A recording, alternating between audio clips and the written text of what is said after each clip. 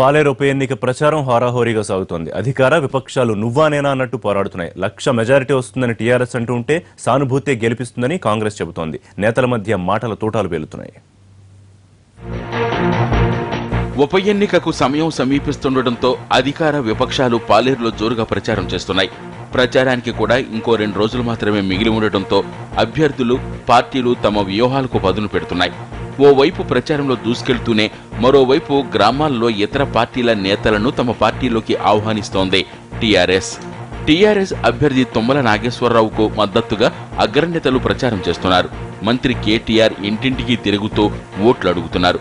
బంగారు తెలంగాణ కేసీఆర్ వల్లే సాధ్యమని చెబుతున్నారు. ప్రభుత్వం చేపడుతున్న అభివృద్ధి పనుల పట్ల ప్రజల్లో మంచి స్పందన ఉందని, అందుకే తమ గెలుపు నల్లేరుపై నడకే అంటున్నారు టీఆర్ఎస్ నేతలు.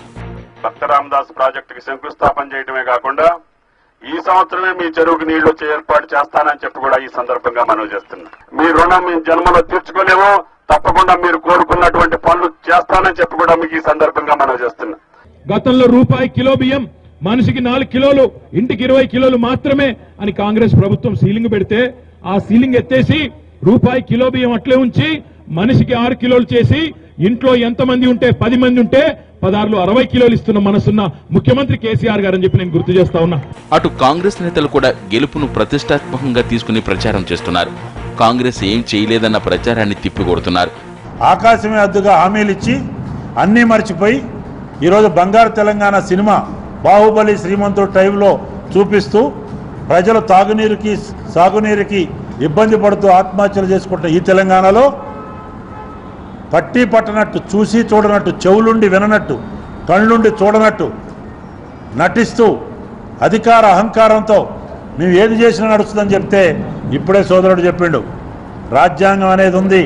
కాంగ్రెస్ కు మద్దతుగా టీడీపీ రంగంలోకి దిగింది. రేవంత్ రెడ్డి, నామా నాగేశ్వరరావు కాంగ్రెస్ అభ్యర్థి సుచరితారెడ్డికి అనుకూలంగా ప్రచారాన్ని నిర్వహిస్తున్నారు. సీఎం కేసీఆర్ నే టార్గెట్ చేస్తున్నారు రేవంత్. చంద్రశేఖరరావు గారు ఆ తల్లిని కష్టాలు పెడుతుంటే ఇక ఒక బిడ్డగా ఇప్పుడు కూడా నేను మనిషిగా ఆలోచన చేసి ఆ కన్న తల్లి లాంటి సుచరితమ్మకు మద్దతు పలకకపోతే ఇక మానవత్వం బతకదు. ఆ మానవత్వాన్ని బతికించడానికి ఇవాళ పాలేరుకు మీ దగ్గరకు వచ్చిన ప్రధాన పార్టీలు హోరాహోరీగా పోరాడుతుంటే వామపక్షాలు మాత్రం చాప కింద నీరులా తమ పని తాము చేసుకుపోతున్నాయి.